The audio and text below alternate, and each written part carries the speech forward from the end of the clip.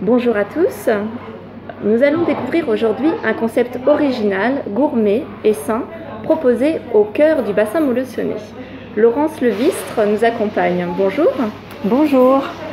Vous êtes naturopathe, cuisinière autodidacte et responsable d'un concept malin qui permet à nos papilles de se régaler et à notre corps de se reposer. Alors, avant de faire découvrir aux auditeurs ce concept innovant, pouvez-vous nous expliquer en quoi consiste le métier de naturopathe et est-ce bien juste de parler d'éducateur de santé ?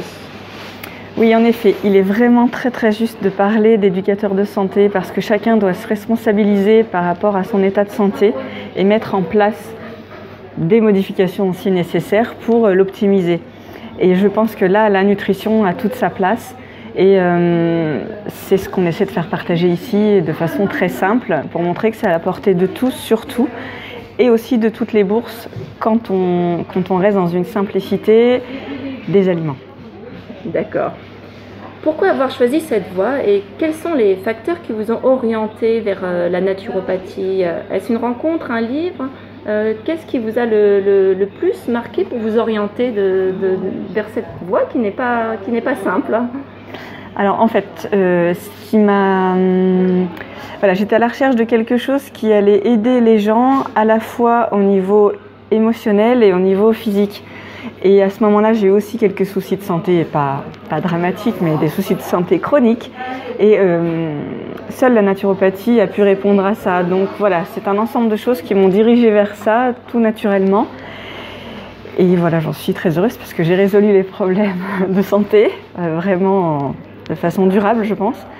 Et aussi, j'ai découvert une voie très intéressante avec de multiples facettes qui peut aider quand même les gens à plein de niveaux. Et quelles sont ces facettes que vous avez découvertes ? Alors, moi, ce que je préfère dans tout ça, c'est vraiment le côté l'alimentation, en fait. Depuis toute petite, je collectionne les livres de cuisine et voilà, et je cuisinais avec ma grand-mère d'abord, comme beaucoup d'enfants, et ma maman. Et puis après, voilà, j'ai commencé à découvrir qu'on pouvait utiliser ces recettes et les modifier avec plutôt un angle naturopathique, on va dire, en modifiant certains ingrédients pour permettre de mieux les digérer, par exemple. Voilà. Et ce qui m'intéresse aussi comme autre facette en naturo, c'est l'écoute. Voilà, l'écoute qu'on peut avoir auprès des gens qui ne la reçoivent peut-être pas forcément par ailleurs, parce qu'il y a un système qui fait qu'il n'y a pas assez de temps et tout ça, et c'est bien dommage. Donc, de toutes les techniques du naturopathe, vous avez donc choisi de vous spécialiser dans la nutrition.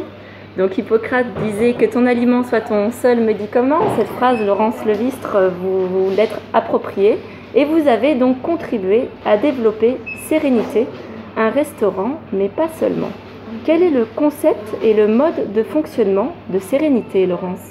Alors, Sérénité, en fait, à la base, c'est un lieu qui avait été décidé par le responsable du magasin, donc Claude Legrand, un lieu de convivialité, parce que c'est vraiment le fondement donc, du magasin, un lieu de convivialité où les gens auraient pu venir déguster des produits du magasin dans un endroit très sympa, parce qu'on a remarqué que beaucoup de clients restent très souvent longtemps à discuter ensemble autour du thé qu'on avait installé sur une petite table à l'époque. Et donc voilà, il a souhaité vraiment cet agrandissement dans ce sens-là.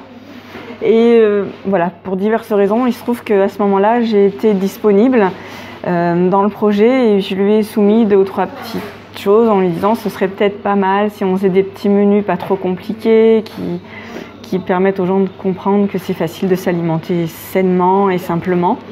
Et voilà, donc on a commencé par une forme de tarterie et voilà, tout ça s'est développé.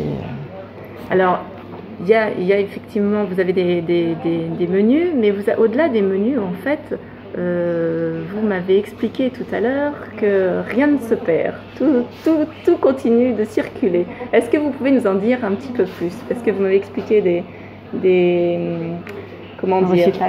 du recyclage, mais dans tous ces états. Est-ce que vous pouvez nous en parler un petit peu plus ? Oui, alors voilà, ce qui se passe, c'est qu'en fait, voilà, le petit agrandissement, enfin le petit coin restauration Sérénité, en fait, est le prolongement direct du magasin, à tout niveau, à la fois pour donc utiliser les fruits et légumes qui sont vraiment à la base de ce qu'on va proposés dans les repas. Voilà, on va donc les utiliser en direct. Nous, avec mon collègue, on fait les courses, comme on dit, dans le magasin directement. Et dès qu'on oublie quelque chose, c'est très facile, on est à côté. C'est bien pour les têtes de linotte. Et aussi, on recycle plein de choses, notamment, on utilise des petits récipients en verre qui sont donc vendus. En fait, au magasin, au rayon frais, on vend des mousses au chocolat d'un fournisseur extérieur, en fait, des mousses au chocolat et tout un tas de choses dans des petites verrines. Et en fait, on a des clients qui nous les donnent pour qu'on les réutilise. Donc, ils ont une vie longue grâce à nous, sauf quand ils deviennent vraiment trop sales. Comme on les a recyclés plein de fois, on se pose moins de questions.